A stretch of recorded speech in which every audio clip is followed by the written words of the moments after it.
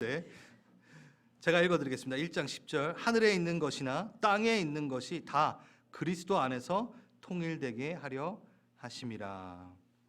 여러분, 에베소서를 읽으시면서 각자마다 이게 핵심 구절이다 하라는 것들이 좀 다를 수 있어요. 왜냐하면 에베소서에는 정말 기가 막힌 내용들이, 구절들이 너무나 많습니다. 그래서 목사님들이 이렇게 설교하시다가 인용 구절로 정말 많이 쓰는 게 에베소서에 또 다 들어있고요. 그렇죠. 왜 이렇게 갑자기 신났죠? 네, 에베소서를 하려니까 지금 너무 신났어요, 저는. 네, 아멘. 뭐 나중에 좀 말씀을 드리겠지만 이게 제 성경책입니다. 제가 대학 때부터 썼던 성경책입니다. 한번 에베소서를 보여드릴게요. 보이시나요? 포스트잇 막 제일 지저분한 게 에베소서입니다. 그 정도로 제가 에베소서를 좋아해요. 이거 보세요. 네. 여러분, 이런 일들이 여러분 삶에 이번 에베소서를 하면서 일어날 거라 믿습니다. 제가 우리 그 전에 했었던 히브리서도 너무 좋아했는데 이 에베소서는요 정말 기가 막힙니다. 정말. 네. 너무나 중요한 내용들이 많습니다. 자, 오늘 우리는 왜 에베소서를 이제 보게 되는가? 우리에게는 이제 팬데믹이라는 물리적으로, 재정적으로, 또 신앙적으로 아주 큰 광범위한 변화, 영향 이런 것들이 우리에게 미쳤습니다. 우리의 삶의 방식의 속속들이 뭔가 바뀌게 되는 일들이 일어났죠. 그래서 어떤 이들은 물리적으로 교회와 이렇게 멀어지면서 그 시간에 멀어지면서 신앙을 저버리게 되는, 그래서 하나님으로부터 멀어지는 일들까지 생기는 일이 있었던가 하면, 어떤 이들은 오히려 공동체를 더 소중히 깨닫게 되는, 우린 모여서 예배 드려야 돼, 교회 가고 싶어, 막 이런 분들이 있었죠. 그래서 하나님과의 관계가 오히려 팬데믹 때문에 더 견고해지는 일들이 있기도 했습니다. 우리 교회는 후자 쪽임을 확실히 느낍니다. 진짜 그렇습니다. 영적으로나 물리적으로나. 오늘 우리 재정 담당인 장로님이 나오셔서 말했듯이 검증이 된 것 같아요. 그래서 어쩔 때는 저는요 조금 뭐라 그러죠? 겁이 난다 그래야 되나요? 하나님이 정말 그냥 우리 교회만 이런 게 아니라 그렇게 하면 안 되는데도 우리 교회를 그냥 정말 너무 세심하게 이렇게 보시는 걸 전 느껴요. 그래서 겁이 난다라고 말을 드리는 거예요. 우리 요 에베소서 하기 전에 무슨 걸 나갔죠? 우리가 교회 비전에 대해서 하나하나씩 밟았습니다. 딱 그런 순간에 오늘 무슨 발표가 있었죠? 네, 몰기지를 페이오프하는 일이 갑자기 탁 생겼어요. 저희 맞춘 거 아니에요. 요때쯤 뭐 하자 이게 아니라 그 일이 딱 있었어요. 그러니까 교회 비전 딱 나누고 끝났는데 딱 이런 일이 일어나고, 근데 지금 저희가 뭘 나가요? 에베소서를 나가요. 왜 그러시나? 에베소서는 교회 이야기예요. 그러니까 저는 막 소름 끼치는데 모르겠어요, 여러분들은? 와, 주님이 진짜, 우리 하나님이 너무 세심하게 보셔가지고 우리의 그 어떤 우리 교회 이슈, 우리의 교회 그 스텝, 거기에 정말 알맞게 말씀의 주제와 강해와 이 부분들을 다 편성을 해놓으신다라는 것. 제가 에베소서를 하려고 뭐 갑자기 생각했겠어요? 그렇지 않아요. 벌써 작년부터 히브리서 끝나면 에베소서를 해야겠다, 이런 마음을 주시면서 우리가 교회가 다시 일어나야겠다 라는 막 이런 마음을 주시면서 교회 비전에 대해서 한번 하고 그럼 넘어가야겠다, 막 이 모든 게 다. 그런데 중간에 이게 다 어떤 일이 있네요. 예? 지금 저만 지금 흥분한 것 같은데. 예. 그래요. 다시 정신 차리고 에베소서 구조를 한번 보겠습니다. 예, 보시면 아주 심플하죠. 그 전에 구조와는 좀 상대적으로 아주 심플하고 좋습니다. 예, 이렇게 1장, 3장까지는 교회 위치, 그리스도 안에서 하늘나라에서 이 교회 위치, 성도의 위치가 어떻게 되느냐에 대한 부분이 나오고, 이제 4장에서 6장까지는 교회 행함에 대한 부분들, 이 부분이 나옵니다. 네, 다시 돌려주시고요. 우스갯소리로, 그렇죠? 아기를 갖기 원하는 부부가 한 번은 꼭 읽어야 되는 책. 에베소서. 에베소서 이렇게. 신약에는 에베소서고 여러분 구약엔 뭔지 아세요? 아기를 갖기 원하는 에스라. 에스라. 아무튼 죄송합니다. 에베소서는 이런 아기를 갖기 원하는 자들이 보는 책이 아니라 에베소서에는 어떤 내용이 있냐면요. 하나님께서는 우리 교회를 이 교회를 그냥 교회라고 이제 얘기 안 할 거 아마 영원한 교회를 제가 가르쳐 드릴 거예요. 교회는 영원한 교회입니다. 하나님께서는 우리를 영원한 교회로 인도하셔서 그의 한량없는 은혜의 깊이를 맛보게 하신다라는 것이 여기 에베소서에 들어 있습니다. 너무 당연한 얘기인가 아닌가요? 아닙니다. 어떻게요? 영원한 교회로 인도하셔서 은혜를 맛보게 하신다. 통로가 뭐다? 영원한 교회다. 예. 또한 믿음의 삶을 살기 위해서 교회를 바로 세우는 일이 얼마나 중요한지를 또 증언해 주는 게 에베소서입니다. 믿음의 삶을 살기 위해서 뭐가? 교회, 이 공동체가, 이 교회의 가치, 이거에 대해서 계속 에베소서는 얘기가 나올 거예요. 그래서 우리가 에베소서를 묵상할 때에는 교회가 하나님의 주권 아래 놀랍게 개혁되고 또 연합되는 일들이 일어날 거고, 개별의 교회 성도들 마음에도 그리스도를 사모하는 새로운 불길이 일어날 것이라고 믿습니다. 여러분, 각각 개별의 교회, 각각 개별적인 주를 시인하는 그 고백에 있는 나라는 교회가 있어요. 그런데 나가 모여서 우리가 된 공동체적 교회가 있어요. 요즘 교회나 성도님들이 이 공동체적 교회에 대해서 말을 하고 그 중요성에 대해서 얘기하는 거에 대해서 좀 쑥스러워하고 주저할 때가 있는 걸 압니다. 이 세대가, 이 시대가 그렇게 만들어 놨어요. 왜냐하면 공동체적으로 모여있는 그 집단화된 그 교회가 하나님의 뜻과 멀어져서 걸어가는 모습들이 미디어를 통해 정말 많이 나오죠. 근데 여러분, 정말 극소수의 교회라는 거죠. 목회 데이터 연구소의 최근 조사에 따르면 비기독교인 100명 중에 몇 명만 한국 교회를 신뢰한다고 답변했을까요? 100명 중에 한국 교회는 신뢰할 만해. 비기독교인 8명이래요. 너무 가슴 아픕니다. 그러니까 100명 중에 92명은 한국 교회를 신뢰하지 않아, 이렇게 얘기하고 있는 거죠.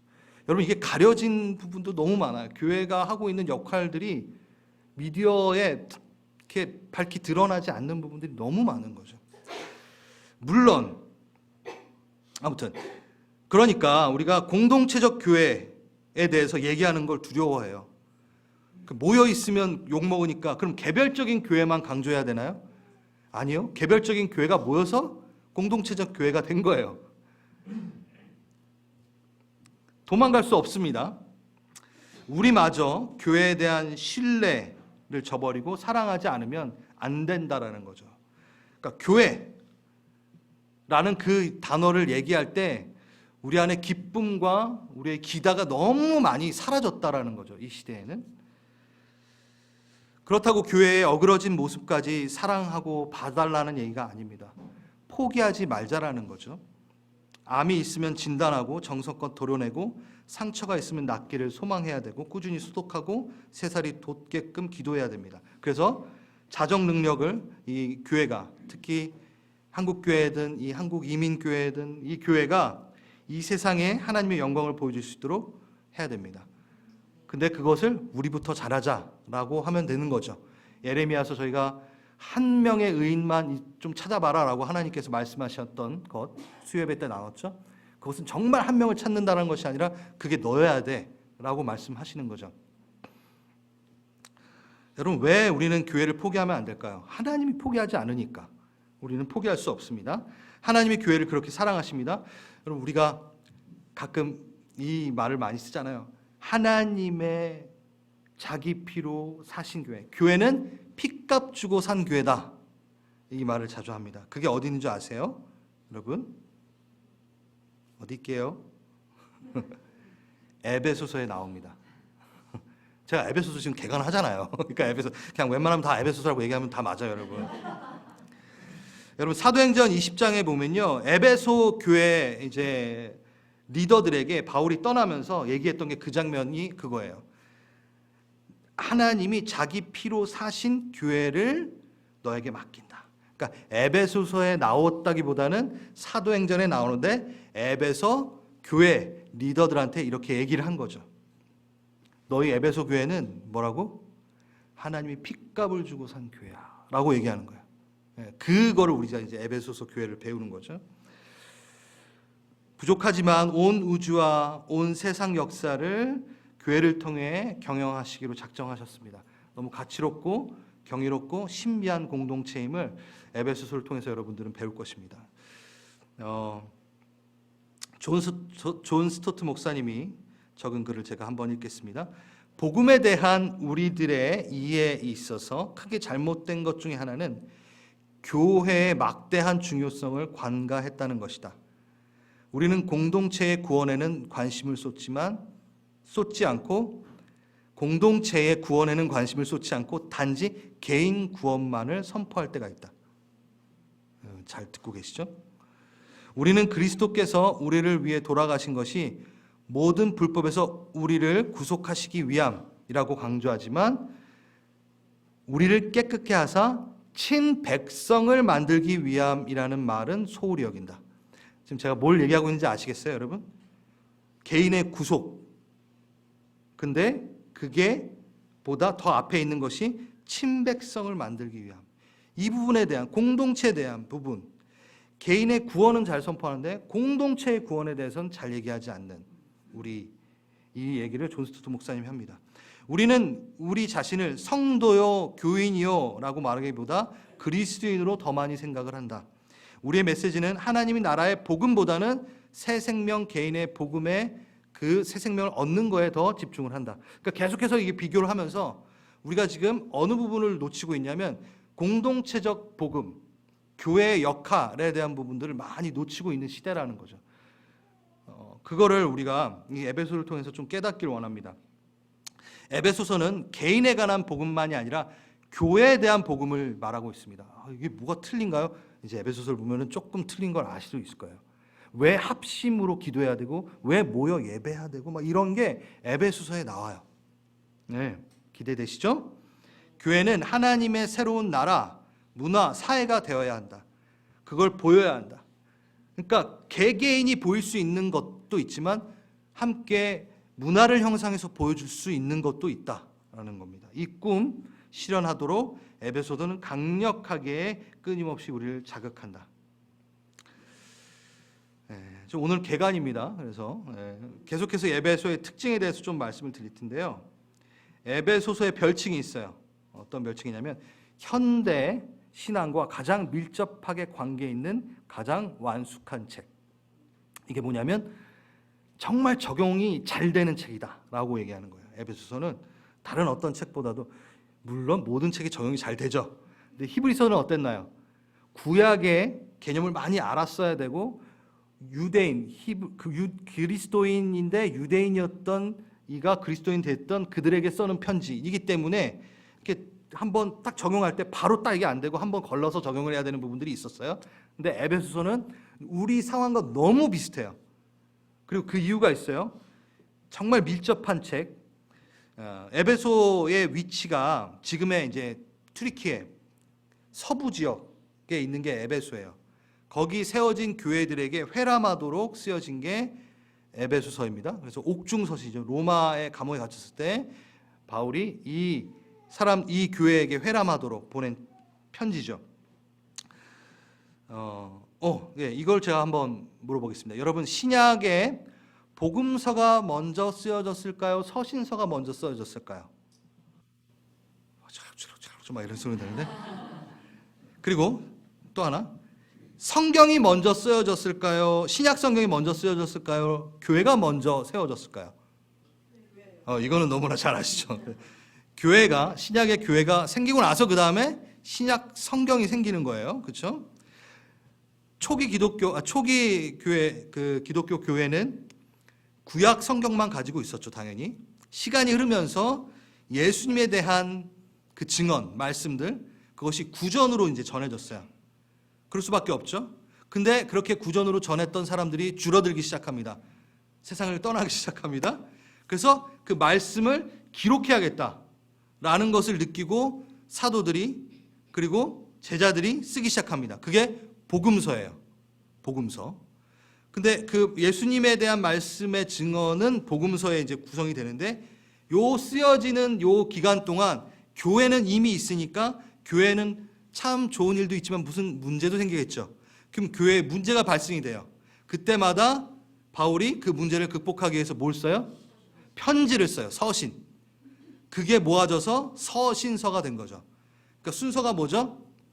구약 성경이 당연히 먼저 있었고 교회가 생겼고 그 다음에 문제가 생기니까 서신서를 썼고 이제 구전으로 예수님의 말씀을 전하는 제자들이 막 주고 이제 세상 간에 좀 남겨주십시오. 남겨야겠다. 그래서 복음서가 이제 나오는 거죠. 요 순서예요. 그러면 서신서는 무엇을 위해 쓴 책이죠? 교회를 위해 쓴 책이라는 것이 조금 개념이 오시죠. 예, 그걸 말씀드리기 위해서 서신서는 교회를 위해 쓰게 됩니다. 교회가 교회답게 돼야 되기 위한 구체적인 이야기들을 합니다. 그래서 바울은 신약 성경 27권 중에 13권을 바울이 썼는데 그 중에 이 서신서는 교회의 다양한 문제가 있을 때 그렇게 문제가 빠졌을 때 문제 해결을 위해 쓴 책이죠. 그런데 에베소서는 특정한 교회의 상황 문제들 때문에 쓴 편지가 아닙니다. 그냥 교회에게 쓴 거예요. 문제가 있기 때문에 보낸 서신서가 아니라 그래서 바울 서신 중에 에베소서는 가장 담담한 서신서다 이렇게 얘기해요. 그러니까 모든 교회에 보편적으로 적용되는 내용들, 그러니까 교회에 대한 내용들이 정말 간결하게, 심플하게, 명확하게 쓰여져 있는 게 에베소서입니다. 그러니까 현대 신앙과 가장 밀접하게 관계되어 있는 책이라고 하는 거죠. 어떤 교회에는 이런 문제가 없어요. 그럴 수 있어요. 그런데 고린도전서, 갈라디아서 이런 걸 로마서 쓸 때 그 문제가 없을 수 있잖아요. 그렇죠? 근데 에베소서는 그런 문제를 갖고 있는 교회에게 쓴 게 아니라 모든 교회가 들어도 되는 아주 보편적인 교회가 교회다워야 되고 이래야지 교회지라고 하는 것들을 썼다라는 거예요. 그러니까 우리가 이 에베소서를 보면서 아주 잘 적용을 할 수 있고 밀접하게 관계가 되어 있는 책이라는 거죠. 그래서 개인 경건 생활이나 소그룹 나눔에 이제 이상적인 가르침, 임팩트를 주는 책이다라고 해서 많은 목회자분들이 사랑하는 책, 많은 우리 선배들이 사랑했던 책이에요. 그래서 이 에베소서를 나가면서 설교 노트, 우리 적용 질문지를 어느 때보다 더 풍성하게 잘 활용할 수 있는 때일 거라고 저는 생각을 합니다. 첫 번째, 현대 신앙과 가장 밀접하게 관계되는 책이 에베소서다. 기대되시죠? 네. 그렇다고 두 번째, 그렇다고 뻔한 내용이 있다고 생각하면 안 됩니다. 이 에베소의 별칭 또 있습니다. 바울 서신의 왕관. 와우. 인간의 글 중 가장 거룩한 글. 이게 에베소서를 표현한 선배들의 이야기예요. 4세기에 활동했던 우리 황금의 입이라고 했던 우리 요한 크리소스톰이 쓴 글입니다. 바울은 에베소 사람들을 이미 자신에게서 가장 심오한 개념을 배운 자들로 신뢰했기 때문에 뒤에 나오겠지만 바울이 에베소 교회에 정말 투자를 많이 했어요. 자, 가장 심오한 개념을 배운 자들로 신뢰를 했었다. 에베소 교회를. 그래서 장엄한 사상과 교리들을 이 서신에 아낌없이 채웠다. 그러니까 얘네가 이해할 거야. 좀 어려운 내용일 수 있을 것 같지만 얘는 이해해 하고 쓴 게 쉬운 건 아니라는 거예요. 여기서 다른 서신서에 거의 언급되지 않은 생각들이 아주 평이하게 서술되어 있다. 말이 좀 어렵나요? 아니죠? 다른 서신에는 별로 언급하지 않은 내용을 아주 평이하게, 아주 당연하다는 듯이 서술하고 있다. 그러니까 성경을 좀 아는, 성경 공부를 좀 하는 애들에게 보낸 편지라는 거죠. 우리 갈보리채플 네, 파이팅 할 수 있습니다. 네, 그중 하나만 제가 독특한 강조점, 여러분 다 아실 수 있는 거지만 에베소서에 나오는 독특한 강조점과 표현 하나를 말씀드리겠습니다. 하늘과 교회. 에베소서에 나오는 하늘은 그냥 눈에 보이는 하늘을 말하는 게 아니죠. 자, 그리스도가 십자가의 승리로 사탄과 그의 권세를 멸하시고 영광스러운 보좌에 앉게 되신 영원한 영적 세계를 가리켜 하늘이라고 얘기한다. 눈에 보이는 하늘이 아니라 영적 세계에서 승리를 거머쥔 그 세계를 하늘이라고 얘기한다. 이 하늘 영적 세계 속에는 교회, 이 영적 세계 속에 영원한 교회가 있는데 우리 그리스도의 승리의 복음을 선포하며 하나님의 지혜를 드러나는 일에 교회가 사용이 된다. 예, 뒤에 가면 이제 더 자세하게 나오겠지만 하나님의 지혜가 드러난다는 것. 3장 10절 제가 읽어드릴게요. 이는 이제 교회로 말미암아 하늘에 있는 통치자들과 권세들에게 하나님의 각종 지혜를 알게 하려 하심이니라. 이 표현은 에베소서에밖에 없어요. 교회가 뭐 하냐면 하늘에 있는 통치자 권세자들에게 하나님의 각종 지혜를 막 알려준다라는 거예요. 이게 무슨 얘기냐? 하나님의 지혜가 드러난다는 게 뭐냐면 십자가의 지혜, 교회가 복음의 확신으로 무장돼서 말씀 안에 굳건히 서서 악한 세력의 공격에 사단의 거짓에 대적하면서 싸울 때 영적 현상이 일어난다라는 것을 표현한 거예요. 그러니까 영적 전쟁에 대한 부분도 이제 나오게 되는 거죠. 그러니까 이거예요. 교회는 단지 성도를 모으는 데 필요한 수단으로 쓰이는 게 아니라 하나님께 있어서 교회는 그보다 더 큰 의미를 갖고 있는데, 어떤 의미? 각 지역에 있는 교회는 그 각 지역의 악의 권세를 정복하는 역할을 맡게 하고 천상의 일과 모임들을 지상에 보여주는 역할을 한 게 바로 교회다 라고 나와 있는 거죠. 그러니까 교회의 그러니까 교회의 존재, 교회의 사역, 우리가 보기에는 좀 평범해 보일 수 있어요. 우리가 매번 해왔던 것들 뭔가요? 우리 5가지 교회 비전에서 우리가 계속 하고 있는 거 지금 예배, 이제 나와야죠. 이제 가르침, 교제, 돌봄, 전파. 맞아요. 여러분 다 아시면서 이거 하나하나 하는데 이거는 그냥 하는 게 아니에요. 이거 자체가 교회 각각의 사역 요 하나하나 자체가, 우리 교회에 모여서 하는 모든 행동 하나하나가 죽음에서 부활하신 그 십자가의 승리를 영적 세계에 선포하는 일이나 다름없다라는 거예요. 아니 나는 그냥 교제했는데, 아니요. 하늘에서는 그 영적 세계에서는 그것을 공격으로 받아들인다라는 거죠. 진짜 엄청난 얘기입니다. 너무 재밌어요. 예, 그 얘기가 아마 에베소서에 나옵니다. 이런 점에서 교회는 하나님 앞에 너무나 중요한 존재이다. 교회를 통해 만물을 통치하시리라 작정하셨기 때문이다. 교회를 통해 만물을 통치하신다. 이게 에베소서에 나와요. 바로 이러한 교회된 우리에게 쓴 편지가 바로 에베소서입니다. 여러분 이렇게 들으시면 한 번쯤은 들어봤어. 왜? 인용을 많이 했기 때문에 설교 때. 그래서 이 내용들이 이제 있을 건데 한번 저희는 쭉 멈추지 않고 에베소서를 보려고 합니다. 그래서 하나님의 영원한 계획은 하나님의 영원한 교회를 통해 펼쳐질 수밖에 없다라는 거죠.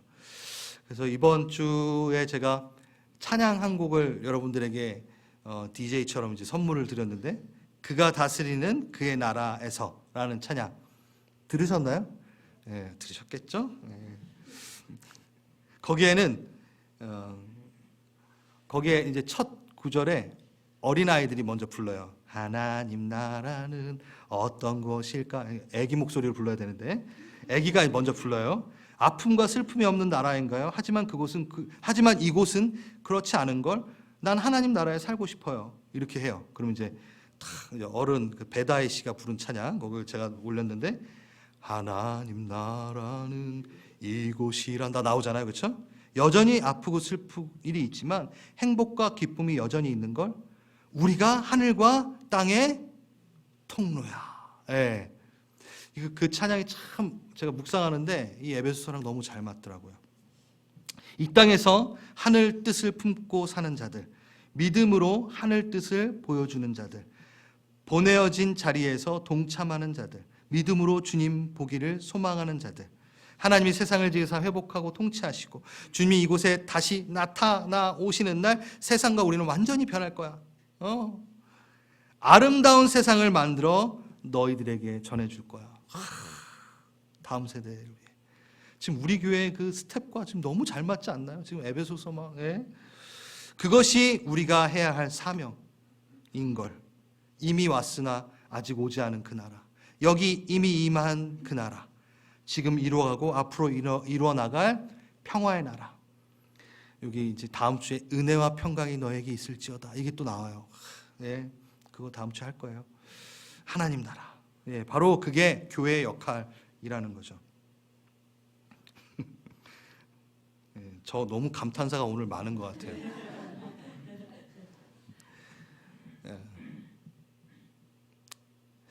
그 제가 짧은 그걸 봤어요. 뭐 어떤 영상 하나를 봤는데 그 배우 최민식이 연기를 할 때 막 이렇게 되게 연기를 잘하잖아요. 그때 뭐 하면서 잘은 기억은 안 나는데 자기가 맛있는 예를 들어서 연기를 어떻게 하십니까 할 때 자기가 맛있는 걸 만들어 가지고 맛있게 먹어야지만이 누군가에게 추천을 할 수 있지 않을 거냐. 그래서 자신이 연기할 때 최선을 다해서 맛있게 막 한다. 뭐 이런 얘기를 하더라고요. 그래서 제가 딱 그걸 보면서 감동을 받았어요. 내가 말씀에 그냥 재밌고 막 미치지 않는 이상 내가 뭐라고 얘기를 할 때 저는 거짓말을 하게 되는 거잖아요. 에베소 참 좋습니다. 저는 감동이 하나도 없어요. 에베소서에. 그럴 수 없어요. 그러니까 하나님이 어쩔 수 없이 목사에겐 은혜를 부어주시는 것 같아요. 아멘. 부어주세요. 왜냐하면 제가 이걸 맛있다고 막 얘기를 하지 않으면 맛있지 않았는데 맛있다고 얘기하면 전 거짓말을 하게 되는 거잖아요. 그렇죠? 근데 우선 제가 정말 맛있게 어떻게 해서 막 먹었어요. 그러고 나서 전해줬어요. 근데 누구나 다 맛있어 하진 않을 거 아니에요. 그럴 수는 있어요. 근데 전 거짓말은 안 한 거죠. 예. 그것처럼 이게 끝에 이제 나옵니다. 이게. 예. 미리 말했지만 우리가 맛있게 먼저 먹어야 돼요. 오케이. 그렇게 맛있게 먹으세요. 에베소서. 세 번째 에베소서의 특징. 성도의 삶 자체가 영적 전쟁임을 알려주는 책이다. 이게 참 우리에게 부족해요. 우리 눈에 보이는 것만 보고 살기 때문에 우리가 일어나는 많은 현상들을 그냥 눈이 가려진 채 영적인 세계에 대한 부분은 클릭되지 않은 채 지낼 때가 너무 많죠. 이 부분에 대해서는 이 성도의 삶이 영적 전쟁임을 알려주는 책이라는 이 부분에 대해서 짧게 에베소서의 특징 중에 도시에 대한 이해가 있어야 돼요. 다음 주에도 하겠지만 먼저 에베소서는 로마 제국의 3대 도시 중에 하나였어요. 알렉산드리아, 로마, 에베소. 에베소는 아시아 지역을 관할하는 대표 도시이죠. 세계적인 상업과 무역의 중심지로 매우 번화한 발달된 도시. 인구 25만 명. 많아요. 인구가 많을 뿐더러 그리고 지금 이제 튀르키예 그 위치만 보더라도 아시아인가요, 유럽인가요, 거기가? 구분할 수 없을 정도로 합쳐져 있는.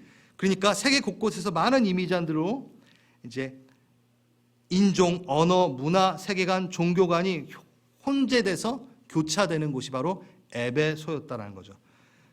그런 이유로 에베소는 50개가 넘는 신을 섬겼어요. 실제적으로. 이건 고고학적으로 발굴된 부분도 있고 절대적 신을 인정하지 않는 도시였어요.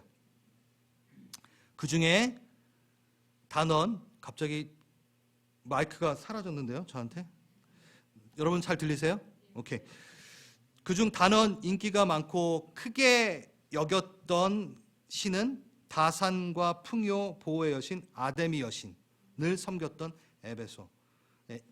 다음 주에 자세하게 하겠습니다. 그래서 사도행전 19장을 보면요, 에베소의 수입원이 우상 장사였어요. 우상업. 그러니까 우상을 만들어 파는. 그래서 에베소 도시는 영적 세계에 관심이 많았어요. 비신적인 주술과 행위들이 많았고 신을 만족시킴으로 자신이 보호될 것이라고 생각을 했던 도시였습니다. 만몬의 신, 우리도 지금 만몬의 신에 갇혀 살기도 하죠. 이런 부분들이 에베소 도시의 배경은 사도행전에 나오는 바울의 에베소 사역 중에 영적 어둠의 세력을 깨는 성령의 사역들이 왜 일어났는지를 알 수 있게 해줍니다. 그리고 에베소서, 우리가 이 보는 에베소서에 왜 악한 영들에 대해 하나님의 주권을 자주 강조하는지 그거를 이해할 수 있는 도시적 배경이 있다는 거죠. 그래서 에베소서 안에는 여러분 에베소 6장에 뭐가 있죠? 영적 전쟁, 전신갑주 막 이런 게 나오죠. 그 뭐 6장에만 나오는 게 아니라 그러한 내용들이 있다라는 것. 그래서 우리의 신앙 자체가, 우리의 삶 자체가 지금 영적 전쟁 중이다라는 것을 말해주는 책. 그리고 제가 YM에서 올해 10년 동안 사역을 하면서 제 DTS 강의 주제 중에 하나가 담당이 영적 전쟁이었어요. 예배, 하나님의 나라, 예수 뭐 이런 것들 다 제가 했는데, 그래서 제가 지금 신났나 봐요. 자, 그리고 에베소, 말씀으로 자라나고 말씀에 맡겨진 에베소 교회에 쓴 책. 에베소서에서 바울은 정말 열심히 사역을 했어요. 무엇보다 어떤 사역을 많이 했냐?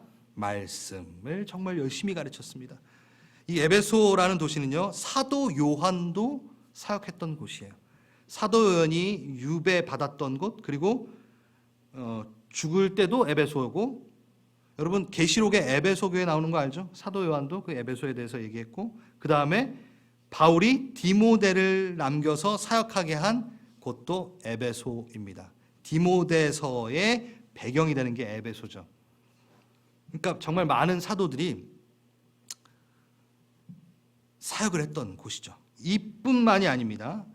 오늘은 사도행전을 좀 볼 텐데, 사도행전 18장에 보면요, 바울이 에베소에 와서 그들을 거기에 머물게 하고, 그들이 누구냐면 바울의 동역자요, 제자라고 할 수 있는 브루스길라와 아굴라가 에베소에 있어요. 고린도에서 만난, 그래서 고린도 교회를 함께 세운 브리스길라, 아굴라, 그를 에베소에 머물게 해요. 그래서 자기는 회당에 들어가서 유대인과 막 변론하고, 그 다음에 이제 떠나요. 작별하여 이르되 만일 하나님의 뜻이거든 내가 다시 돌아올 거야. 바울이 그래요. 그래서 에베소를 떠납니다. 이게 에베소에 바울이 첫 방문이에요. 오래 있지는 않았어요, 처음엔. 그리고 하나님의 뜻이면 내가 다시 돌아올 거야 라고 했는데, 에베소서 1장 1절 보면 하나님의 뜻으로 하고 시작돼요. 나 하나님의 뜻으로 다시 돌아왔고 내가 다시 편지 써, 뭐 이런 식으로. 에베소서의 그 핵심 문장이죠, 하나님의 뜻으로. 그리고 18장 24절에 알렉산드리아에서 난 제가 좀 빨리 말하려고 하니까 여러분 괜찮죠? 네, 좀 천천히 하겠습니다.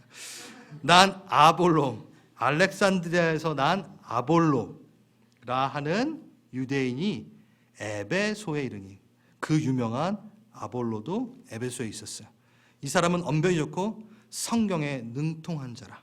일찍이 주의 도를 배워 열심히 예수에 관한 것을 자세히 말하 가르치나 하고, 요한의 침례만, 이건 나중에 할게요. 그래서 회당에서 담대히 말하는데 누구? 브리스길라와 아굴라랑 만납니다. 그래서 브리스길라와 아굴라가 아볼로에게 하나님의 도를 정확하게 더 풀어줍니다. 누구에게 배운 거? 바울에서 배운 거. 말씀 또 전하고, 말씀 배우고 또 전해주고, 막 이 기가 막힌 사역자들이 어디에서? 에베소서에서 막 지금 사역을 하고 있는 거예요. 근데 사도 요한도 있었고 디모데도 있었고, 굉장한 장소예요, 여러분. 성경에 능통하게 되고 주의 도를 배우고 도를 정확히 풀어주고 막 이런 일들이 있던 곳입니다. 그리고 바울이 두 번째 에베소에 방문합니다. 그리고 19장에 보면 바울이 윗지방으로 다녀 에베소에 와서 어떤 제자들을 만나, 그러니까 제자들 막 계속 육성을 했던 거예요. 바울이 회당에 들어가서 석 달 동안 담대히 하나님 나라를 강론하며 권면하며 가르친 거예요. 말씀을 가르쳤어요.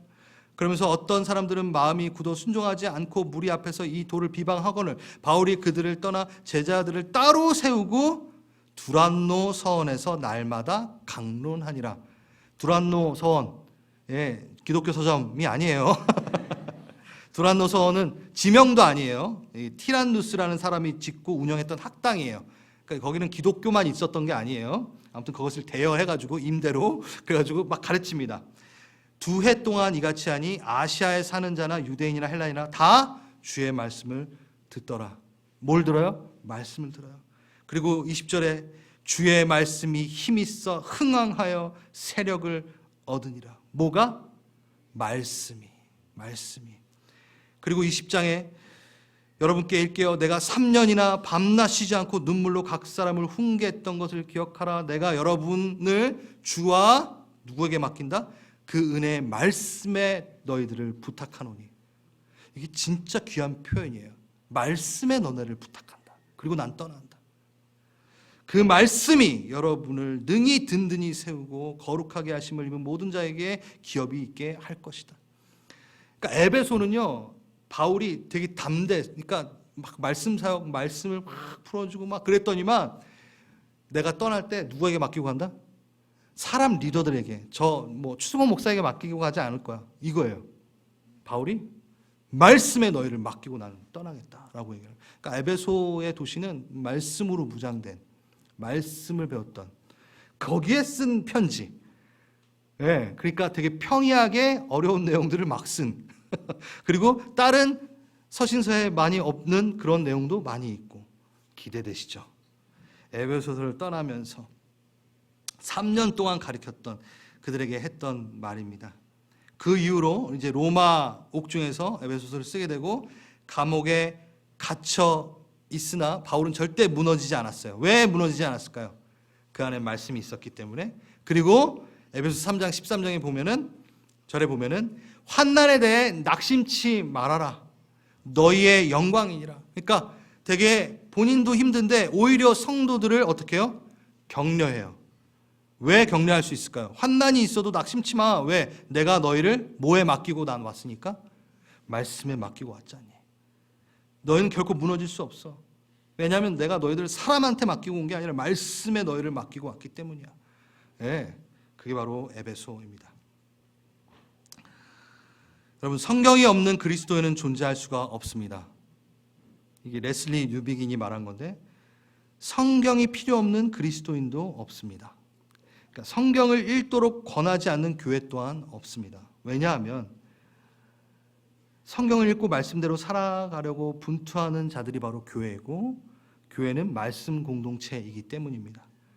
그래서 말씀을 보라고 권면을 하죠. 하지만 우리는 성경은 갖고 있을 뿐 읽지 않는 것 또한 우리의 현실입니다. 이전 세대보다 성경을 접하기에는 더욱 편리해졌어요. 이렇게 스마트폰, 이것만 해도 바로 나와요. 근데 성경 앱은 들고 다니고 간단하게 볼 수 있고 어디서든 성경책은 주위에 넘쳐나지만 말씀은 보지 않는 세대인 거죠. 사도행정적 교회 우리가 6주 동안 했어요, 여러분. 우리는 부흥을 원합니다 라고 막 말을 했었던 부분이 있어요. 사람이 많아지는 게 부흥은 아니죠. 자, 사도행전에 부흥이란 단어가 나올까요? 안 나와요, 여러분. 사도행전에는 그 부흥을 뭐라고 표현했냐면, 우리가 초대교회로 돌아가야 돼, 사도행전 교회가 돼야 돼 막 얘기하지만 아까 읽었던 것 중에 있었어요. 하나님의 말씀은 흥왕하여 더하더라.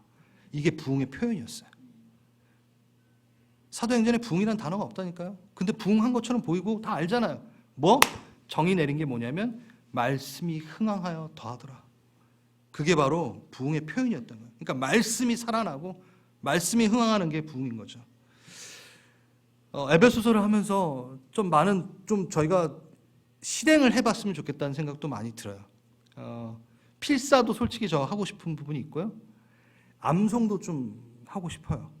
합시다.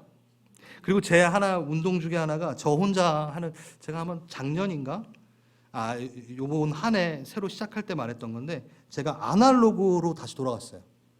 저는 이제 말씀을 준비하고 뭐 타이핑을 쳐야 되기 때문에 이걸로 하지만 집에서는 항상 이 성경책을 펼쳐 놓습니다. 제 책상에. 그래서 성경이 항상 내 가까이에 앉기만 하면 펼쳐져 있어요. 그래서 저는 요즘에 앱으로 보는 거를 안 하고요. 다짐해서 성경책으로 봅니다. 이게 되게 옛날엔 당연한 거였는데 이게 희귀한 게 돼버렸어요. 여러분 성경책으로 보는 거 달라요.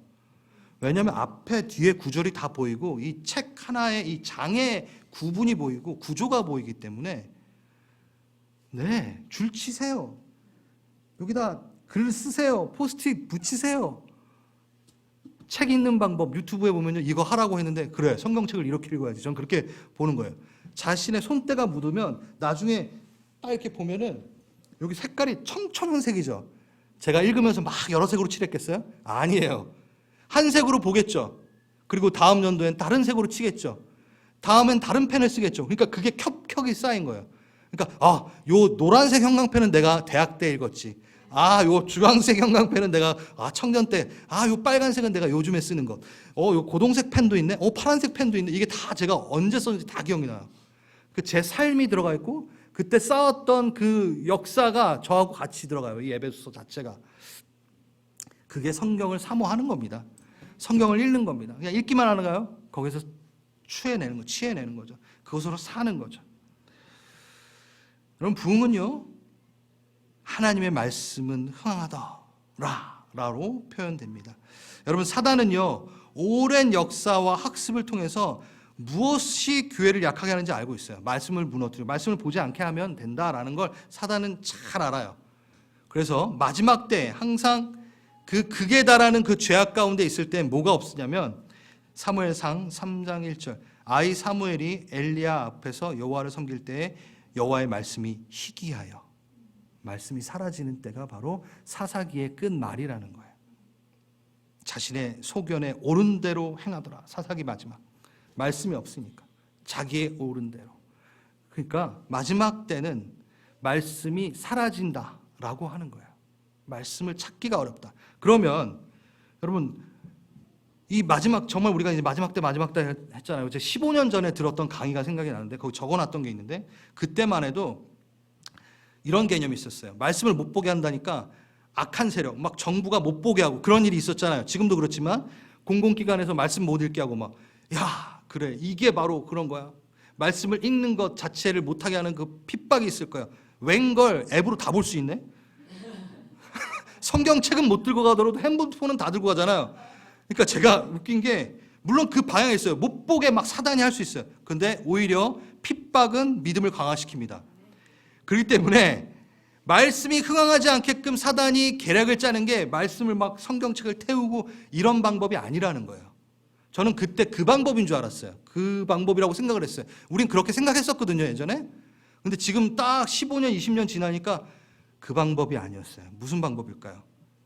사단이요, 생각보다 똑똑해요. 우리보다 오래 살았는 놈이 오래 있었어요. 그래서 우리의 패턴도 잘 알고 데이터도 많이 쌓여져 있어요. 전지전능하진 않지만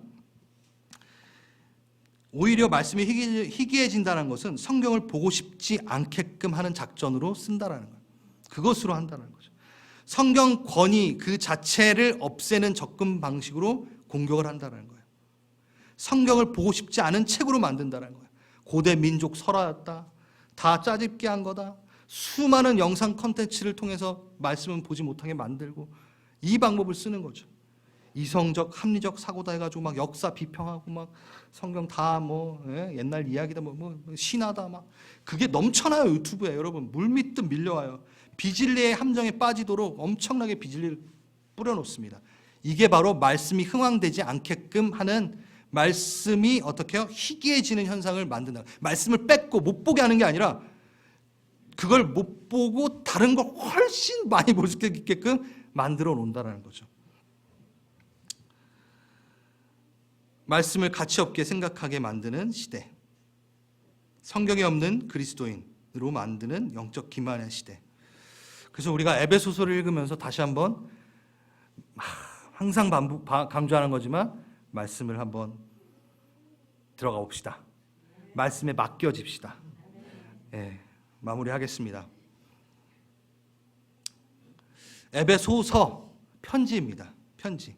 여러분, 편지는요, 당시에 가장 강력한 접근성을 가진 매체였습니다. 이게 무슨 얘기냐면 우리가 이 시대에 영상 통화를 하면서 누리는 감정처럼 편지는 그 자체가 부재하고 있는 대상을 현존하게 만드는 기능을 갖고 있어요. 편지를 읽는 순간 지금 바울은 멀리 떨어져 있지만 바울이 직접 와서 말하는 것처럼 느끼는 거예요. 바울의 문체, 바울의 우리와 공유했던 그 이야기들. 그러니까 편지를 읽는 순간 바울이 여기 있다고 착각하게 만들 정도로 참 강력하게 접근성을 가진 게 그 당시의 편지의 역할이었다라는 거예요. 서신서. 그걸 생각하세요. 우리가 영상 통화하듯 그 바울의 편지는 정말 에베소에 큰 힘이 됩니다. 사랑으로 이렇게 편지를 썼기 때문에. 근데 성경에서 편지에 대해서 얘기할 때 어떻게 표현하는지가 나와 있어요. 에베소서는 아니지만 바울이 편지에 대해서 얘기합니다. 고린도후서 3장 3절에서 4절. 이건 제가 갖고 왔어요. 여러분, 분명히 제가 새 번역으로 갖고 왔는데 여러분은 분명히 그리스도께서 쓰신 편지입니다. 여러분은 뭐라고요? 그리스도가 쓴 편지래요.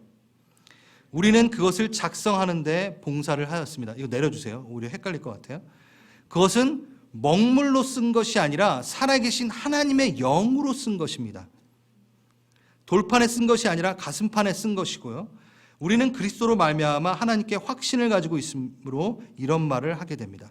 자, 이게 무슨 얘기냐? 그리스도께서 편지를 썼는데 그 편지 자체가 누구라고요? 우리라는 거예요.